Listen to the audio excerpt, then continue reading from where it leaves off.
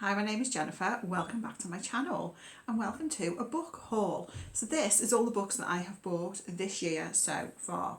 I was on a book buying ban at the start of the year because I was doing a 25 book read what you own challenge. So I probably completed that in January, February. So that means these books I have acquired pretty much in the last 2 months. There is 45 books here, which seems like a lot.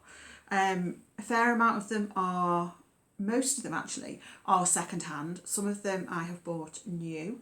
I recently left my job and received some money in vouchers when I left, most of which I have spent on books, and I had a birthday recently as well. Again, spent some birthday money on books. So the only books that I have acquired this year that I'm not going to mention in the video are ones that I have already done unboxings for. So I receive a monthly book box subscription from the Gently Used Book Club. So I'm not going to bother repeating those. However, I did receive a box just recently and I haven't done an unboxing video for those. I thought I'd just mention them here. So the two books I received were The Night Tiger by Yang C. Chu. Now this is a book I have read before and I did enjoy, so I don't mind having received this because actually it's in pretty good condition and I would like to reread it. It is sort of historical fiction, magic realism with a mystery element running through it. I read this a couple of years ago because Gem of Books recommended it to me and it was a really good recommendation because I did enjoy it. This is probably one of the few books that Gemma and I agree on. If you don't know, Gemma and I have pretty opposite tastes when it comes to books, as in if I love a book, Gemma is almost guaranteed to hate it and vice versa, but this one we do agree on. And then also in my subscription I received The Ice Lands by Steinar Bragi, which is an Icelandic crime novel, which sounds really good. So we have 4 people who are going on a camping trip across the desolate landscape. I mean, what could possibly go wrong? An impenetrable fog descends. They crash into a rural farmhouse and, seeking refuge from the storm, they find that this isolated farmhouse is inhabited by a mysterious elderly couple who barricade themselves inside every night. It sounds excellent. I am going to be making an effort to read more of the books I receive in my monthly book subscription box because they tend to sit on my shelves just because I read a lot from the library, so I am going to make an effort to read more of the books that I actually own. So we'll start with, let's talk about books that I've bought in charity shops, shall we? In one shop I picked up 3 books by A.A. Milne. I think the only A.A. Milne I've read before is Winnie the Pooh. So here we have A Table Near the Band, which is short stories. I think it's sort of slice of life. We have 4 Days Wonder, which is, I think it's like a satirical murder mystery. And we have Two People, which is about a married couple and sort of their life, really. They all sound good in different ways.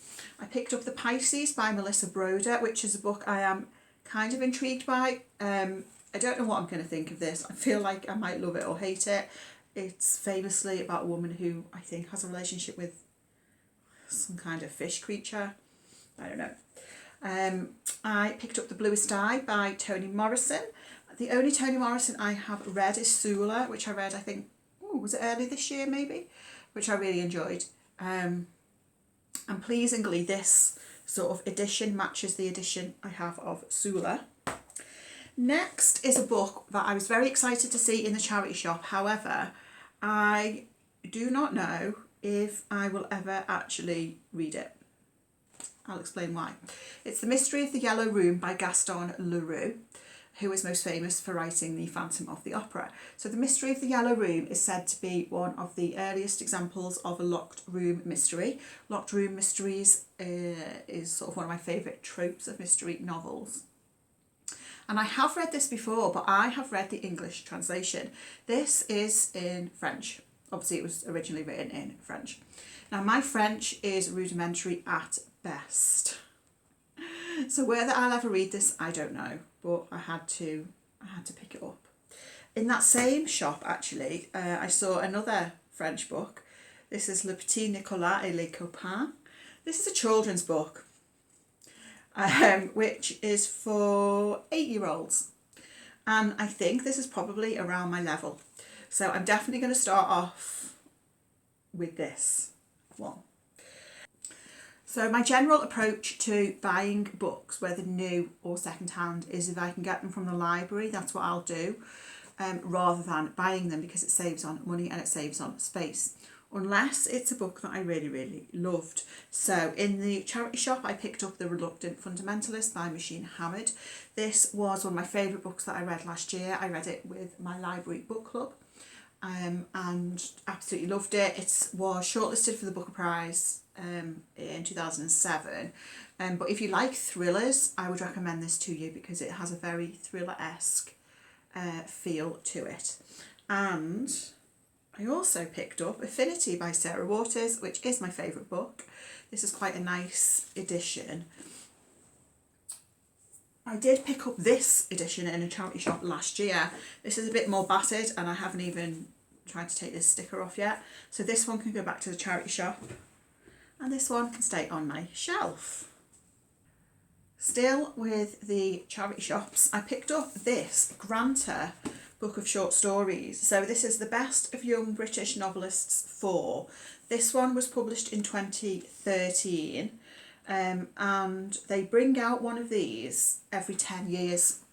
So it's a collection of short stories by a variety of young British novelists. So one has just been released actually for 2023. So in here we have stories by Sarah Hall, Naomi Alderman, Nadifa Mohammed, Helen Oyemi, Sanjeev Sahota, Camilla Shamsi, Zadie Smith, Evie Wilde. So this I was very pleased to see. And another short story collection, this is called Detective Stories by Philip Pullman, chosen by Philip Pullman, which feels a bit random to me, I don't know. But anyway, so this includes stories by Italo Calvino, Agatha Christie, Arthur Conan Doyle, Ellery Queen, Dorothy L. Sayers. And it has pictures as well. Some of these I will have read before, but not all of them. And then, so these weren't bought in a charity shop, but these, we went to a church fair a few weeks ago. It was just kind of like a car boot sale in a church. And there was someone who was selling a load of these British crime classics. She had like loads of them. She collects them, but then someone had bought her a load and she had doubles of them. So she'd never read them before. So they are secondhand, but they are as new, really. So I've got Death of a Bookseller by Bernard J. Farmer. This one is, it was published by the British Library to celebrate 100 years of something. What was it celebrating 100 years of? It's not 100 years, it's the 100th British Library Crime Classic. So that's why. I also picked up The Colour of Murder by Julian Simmons. I don't think I've read a novel by Julian Simmons before, but he's quite a well-known Golden Age author. I think I've read short stories. And then I picked up a short story collection, The Edinburgh Mystery and Other Tales of Scottish Crime. Okay, still on second-hand books. These are the ones that I bought online second-hand. So these are all ones that I wanted particularly to read. A Severed Head by Iris Murdoch is the first one. Really, because of the title. I read a couple of Iris Murdoch novels last year and quite enjoyed them, and I do want to read more. And this just sounds... I just really like the title, A Severed Head, basically. Next is a horror novel that I have wanted to read for ages. Horror psychological thriller. It's The Hole by Hai Young Pyun, translated by Sora Kim Russell, about a man who's, I think his wife has died, and he lives with his mother-in-law, who then starts digging holes in the garden, weirdly. Oh, So yes, I'm looking forward to that one. I got Deep Water by Patricia Highsmith. This is one that I have not read before. I think it's one of her better ones, allegedly. So we'll see. Then we have got Trial and Error by Anthony Berkeley. I really like Anthony Berkeley. The sort of subtitle is How Can a Murderer Prove His Own Guilt? And Through a Glass Darkly by Helen McCloy. Not read anything by this author before, but I think this is quite a well-known crime novel. I picked up The Murder of My Aunt by Richard Hull because my dad recommended it to me. I got The Wintringham Mystery, another one by Anthony Berkeley. This is famously a story which Agatha Christie was not able to solve the mystery of. So I think it was first published as a serial. And there was a prize for anyone who could work out the solution correctly. Nobody did, and even Agatha Christie entered and couldn't solve it. And I also picked up The White Priory Murders, A Mystery for Christmas by Carter Dixon, aka John Dixon Carr. I will probably save this for December. John Dixon Carr is another one of my favourite Golden Age authors. Okay, next section of books. These are all secondhand again, but my uncle was getting rid of a load of books, so I sort of selected the ones that I thought I might quite like to read at some point. So we have Shuggie Bain by Douglas Stewart. Not read anything by Douglas Stewart. Feel like I probably should when I'm in the mood for that kind of thing. Those Who Were Loved by Victoria Hislop. I've not particularly heard of this book before, but I have heard of Victoria Hislop. Not read anything by her. And then we have some sci-fi. This is The Stars, My Destination by Alfred Bester. Never heard of this before, never heard of the author before, but I do quite like a little bit of sci-fi. Things Fall Apart by Chinua Achebe. This is a classic. Another classic, Steppenwolf by Herman Hesse. I actually don't know anything about this at all. There you go. Next we have Diary of a Somebody by Brian Bilston. So Brian Bilston, apparently, I've never heard of him, is a poet. This is a novel which is apparently part love story, part murder mystery, but also interspersed with funny poems. We have The Lying Life of Adults by Elena Ferrante. I have not read anything by Elena Ferrante. I am planning on trying out the Neapolitan Quartet at some point with My Brilliant Friend as the first one. Does anyone have any advice on whether I should read that first or read this first, or does it not matter? And then some crime, A Song for the Dark Times by Ian Rankin. This is a Rebus thriller. I have read some of the Rebus books before, not loads, but a few. So yes, I will read that at some point. So this last section of books is the books that are all new. First two I received as presents for Christmas. The first one I actually requested specifically because I really want to read this. This is The Tattoo Murder by Akimitsu Takagi. So this is a Japanese crime novel. I think it's about someone who kills people and steals their tattoos, maybe. Again for Christmas, one of my friends bought me Cat Lady by Dawn O'Porter. I think we all know why she bought me this. I think this is sort of meant to be a bit of a funny novel, but I just wanted to show you the hardback because it's very lovely. So yes, looking forward to that one. Then I bought some books online from Rare Bird Books in Edinburgh. So they do these sort of book bundles and you don't know what books you're going to get. The one I chose was Fiction in Translation. So I got 3 books and the books come sort of individually wrapped in these little sleeves. which is very pretty. So I received The Dangers of Smoking in Bed by Mariana Enriquez. This is a short story collection, sort of horror, a bit weird. It's a book that I have sort of picked up a couple of times when I've been in bookshelves and I've been close to buying. So happy to have this. Breasts and Eggs by Mieko Kawakami. Not read anything by this author before. It's a Japanese novel.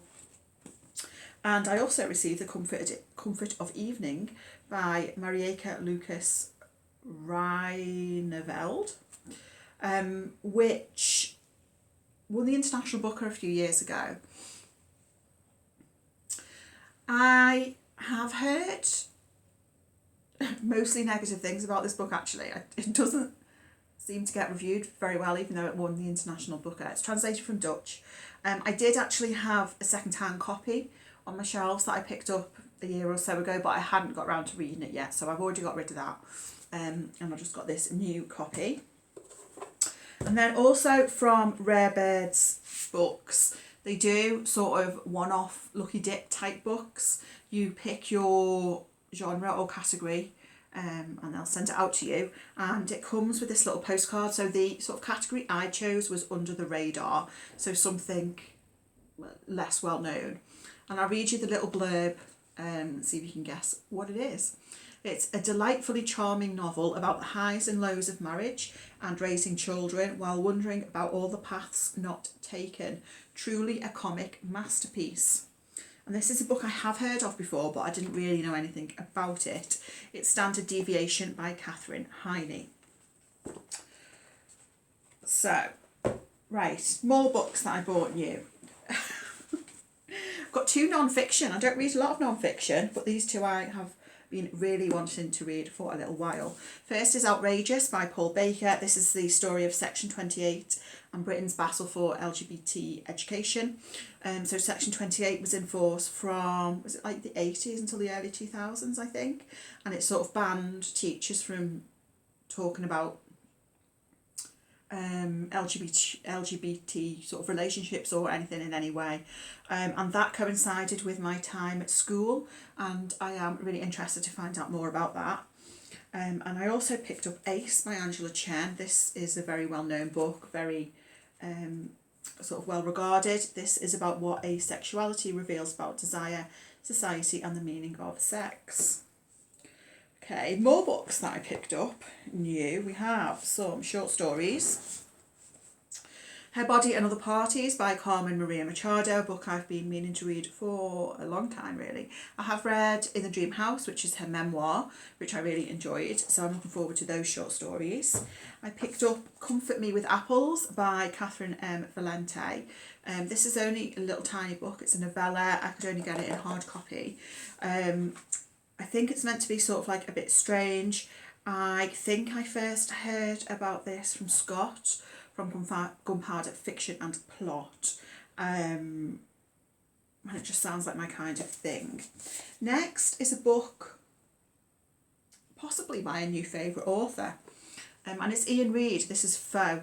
So last year I read We Spread by Ian Reid, and it was one of my favourite books of last year. The year before I read I'm Thinking of Ending Things, one of my favourite books of that year. So both those books were 5-star reads, so if there was ever a 5-star prediction, I think Foe is it. I think Ian Reid does sort of that creeping, understated horror so well, where you don't really know what's going on, what's real. I love it. Okay, I picked up The Cabin at the End of the World by Paul Tremblay. This, I think, is the movie tie-in cover, which we don't love, but anyway. I've wanted to read this for a while, but couldn't get it from the library. I've read a couple of Paul Tremblays before, and although I've not always totally got on with them, I do think he's a really interesting writer, and this is one I'm keen to read before I sort of accidentally get spoiled because they have just made it into a film. Okay, last couple of books now. We've got another British Library crime classic. This is The Blacker Spectacles by John Dixon Carr. This is, I think this has only just been republished this year. And we also have some Japanese crime, The Millhouse Murders, the classic Japanese locked room mystery by Yukito Ayetsuji. I've read a couple of books by this author before, The Decagon House Murders being my favourite one. So yes, looking forward to that. So that's my book haul. That's a lot of books. I am planning on rearranging these bookshelves somehow. I haven't got any space because I want to sort of be able to see my choice of books, and I'll arrange them by genre, so when I'm in the mood for that sort of thing, I'll know sort of where to go to. Let me know if you've read any of them, if you've got any thoughts. Thank you for watching, and I'll speak to you again very soon. Bye.